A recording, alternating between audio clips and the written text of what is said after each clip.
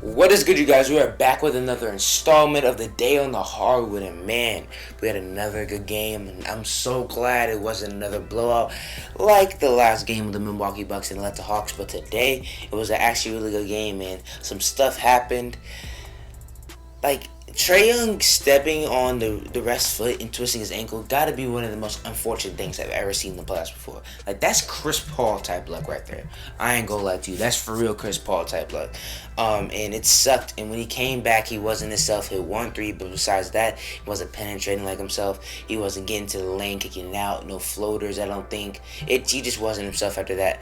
And I'm impressed that that he came back out there, because the way he turned his ankle, it looked pretty severe. Like, I mean, those twists, when it like does that and it twists back and like you fall like he did, it looks like that's gonna be pretty bad. But I hope it isn't. And man, when he takes that shoe off, it's gonna get ugly. I'm pretty sure he didn't take the shoe off in the back, because that's like the number one rule with ankle sprains. Don't take the shoe off. It's like almost like, what is the word? You know how when you get hurt, but you're in the game and you don't feel it, but you feel it when you start sitting down and chilling? I do not know the word for that, but it's basically like that in your ankle. Like, the shoe is like that for your ankle. And I hope it doesn't swell up too much, because if they don't have Trae Young, this team is not the same. This team is a lottery team without Trae Young. They're that bad. But they got other contributions from other people and Danilo Gallinari, you know what I'm saying? John Collins, before he got in foul trouble, was having a decent game. Onyeka Okongwu in that early fourth quarter was doing big things for the squad. I was hoping in Trae Young's absence, Lou Williams would have one of those games, because these are the places where he shines, where you need a ball handler, you need a guy to put the bucket, you need a guy to put the ball in the basket. But he didn't really do that much. Kevin Huerter with another struggle. Bogey still looks hurt, all that. The two, like, in the first round, they had Herder and Bogey as like the two sharpshooters. Like, those were the two guys. Like, you gonna pass it to them, most of the time they gonna knock it down. In this series, they haven't had that very much. Danilo's tried. Herder was it kind of last series, but Bogey was really big for them in the start of that Philly series and in the first round. And Bogey's just not the same. His knee is obviously hurt, and he's pushing through it, and I respect him a lot for that. But now let's talk about the Milwaukee Bucks, because although Trae Young did get hurt, the game was close throughout, and the Hawks did have to leave the entire game, and they did give it up when Trae Young got hurt. But still, they had a great game. And if even if Trae Young was healthy, nobody knew that Chris Middleton was going to turn into Kevin Durant. Nobody knew that. He turned into Kevin Durant in the fourth quarter. I think he had 18 points in the fourth quarter. Taking pictures. Have you ever seen somebody take a picture with Chris Middleton after the game? That's how good he played, because people thought he was Kevin Durant. But anyway, like, the fadeaways, just pulling up in people's mouths, catch and shoot threes looked like it was nothing. And everybody's been saying for the last couple of years, Chris Middleton has to be that closer type of guy for them, because Giannis just can't handle that type of stuff, because he can't create for himself. Jrue Holiday is also brought into that type of stuff. He wasn't great offensively, but defensively he was really good, but wasn't great offensively today. And Chris Middleton carried that load in the fourth quarter, and Giannis was doing well the entire game. You know, something that's been talked about more and more is that we don't appreciate Giannis enough, and I think I'm guilty of that as well. And some of it is because I'm like, my really good friend of mine on my AAU team, he's like the biggest Giannis fan ever, and he clouds his judgment trying to defend Giannis. So I think I've become anti-Giannis a little bit just to argue with him, but Giannis is still a great player, and I just have to think about that more. He was telling me today at the tournament, LeBron won his first championship at 27. Giannis is 26, but it feels like we've scrutinized him so much for not being good in the playoffs, and that I'm saying that is wrong. You know, he's winning at just the right time as a lot of the other all-time greats that took a little bit more time to win their first finals, not like a Magic or D Wade or stuff like that, or Kobe. You know, so shout out to Giannis, man. I'm gonna try to be more pro Giannis, because he's a great player, and I've never been a hater, but just appreciate Giannis's game more, because it's more to his game than 10-second violations, missing free throws, not having a three ball. He has a lot of pros in this game, and I gotta appreciate that more. and I know that about myself. And some people in the NBA community, if Giannis wins a championship or if he gets to the finals, have a dominant performance, it's gonna be like, oh my gosh, Giannis, da da da, he's great. I never doubted him. Giannis has always been great. I've always loved Giannis, and that's just not true. A lot of people have been very big Giannis scrutinizers, and that's fine. Just admit to when you are wrong. Admit that you've been critical and move on. As long as you haven't been hateful and stuff like that, it's perfectly fine. But let's get on to some of the rest of these players. Brook Lopez and Bobby Portis. This is the type of stuff I wanted to see from the big man.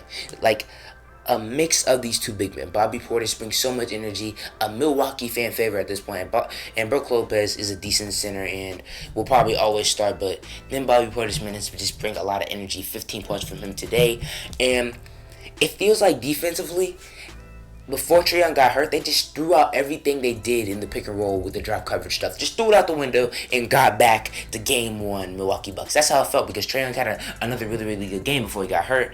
And I think they just need to get back, look at that game 2 film, and do that again because they locked him up. And although I said in that post-game recap after that game that although Jrue Holiday's and their whole entire defense was great on Trae Young and the Atlanta Hawks, they were just missing shots that they've made the entire playoffs, you know. Trae Young missing floaters like off the rim, in front of the rim. That's not him, and we knew that. So for people that thought the series was just completely over after that game was just wrong, and I was definitely not one of those people, although I have predicted that it's Bucks in 6.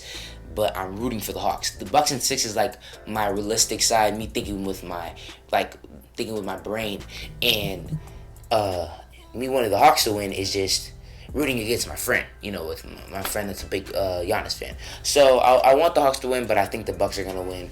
And with this second game, I'm not sure if they can come back. I hope Trae Young is right, man. I really, really do, because these injuries just put a sour taste in your mouth. And then B. Souls, I remember a couple weeks ago, put this out when a lot of injuries was going on. He said injuries aren't good for anybody in the long run. It's not good for the player because they're injured. It's not good for the team because the team obviously loses the player. It's not good for the other team because as time goes on, it's just an asterisk put on it. You know, the same thing with the bubble. People are just like, it's the bubble boys. Lakers only won because it was in the bubble. You know, some of these Golden State runs, Chris Paul getting hurt, all these people getting hurt. Oh, the Warriors didn't play anybody, stuff like that. You know, in the long run, injuries are not good for anyone's legacy or the people during that time, you know. So hopefully Trae Young is good and all right for this next game. But that's all I got for the game. I want to talk about this Damian Lillard news as well. You know, this is a post-game recap, but as the finals are over, there's gonna be news that I'm gonna just have some just talking about some of the stuff that's going on in the summer, and this is the type of stuff y'all are probably gonna get from me after the finals are over. But so let's talk about Damian Lillard, man. Dame has been frustrated and going and responding to a lot of fans on Twitter, talking about how he's wrong for the hiring and things like that, and that how you didn't know about Chauncey Billups having some of the allegations that he has, and man, that's unacceptable. The stuff that they're talking about that Chauncey Billups did, and I did not know that. A guy like Chauncey Billups, a leader, stuff like that, a guy that people look up to, a guy that people really respect. I did not expect that from him. I found that out a couple weeks ago, but supposedly in one of Damian Lillard's tweets, he didn't know until 2 or 3 days ago. Do I believe that? No, but do I have the credibility to call him a liar like people are calling him on Twitter? No. Maybe he just didn't know, you know what I'm saying? Not everybody's on their phones 24/7. I just saw it a couple weeks ago on some type of, I think it was, I don't know who it was, but I'm just saying, Dame could have found out a couple weeks ago, and people are right to be critical of that, him saying that he just found out 2 or 3 days ago, but you can't call him a liar because you just don't know. And y'all Portland fans gonna be mad when y'all push bro out of Portland for being super critical of him on Twitter. I've never seen Dame get this much hate from a lot of Portland fans on here. And actually, I'm not going to talk about X and I was about to say, when it comes to X's and O's and Chauncey Billups, but I ain't going to do that because that's just not the right thing to do. Anyway, the hire doesn't look great right now because don't you have to do like a background check, stuff like that, before you sign a guy, and he officially got signed to a 5-year deal like 30 minutes ago. I saw while I was watching the game on Twitter. But you gotta do your background check. You gotta do all your research about this guy for his whole entire life. What you're bringing in, the type of history that he has, the covered history that he has. So I think that was something Portland should have done. It looked good, X's and O's, I guess, but you gotta make sure that other stuff is right. That stuff you're bringing in the building now. You got people. You don't know what's in your locker room. You don't know if a sister of these guys have had that happen to her sister. You don't know what type of triggers that happens to players with you having a coach that's done something like that. It just brings bad things, and it looks like a bad hire in the light. Could have hired Becky Hammond, could have hired a whole bunch of other people. I'm not really sure what other candidates were out there. I guess you could have snagged the Brooklyn Nets coach, because I think y'all kind of need a defensive coach, because Damian Lillard is such a special offensive player that you don't need the greatest offensive system around it, but what you do need is a good defensive system. And I'm not sure what bro's name is, but the defensive coach for the Brooklyn Nets and the defensive coach for I forgot, it was another team, but he's been right around as a defensive coach throughout his years and played for the San Antonio Spurs as well. Brings a good culture, probably, and he gets along with the players. He's a player coach. I feel like that would have been big. But yeah, man, the Dame drama doesn't look good. Y'all Portland fans are gonna be looking real stupid when y'all push bro out of there just because y'all mad at a coaching hire. Although y'all have a right to be mad, I don't think you have a right to blame Dame for it though. You know what I'm saying? But that's all I got for you guys today. If you guys like this type of content, go and like us up on the video if you haven't already, and I'll see you guys next time.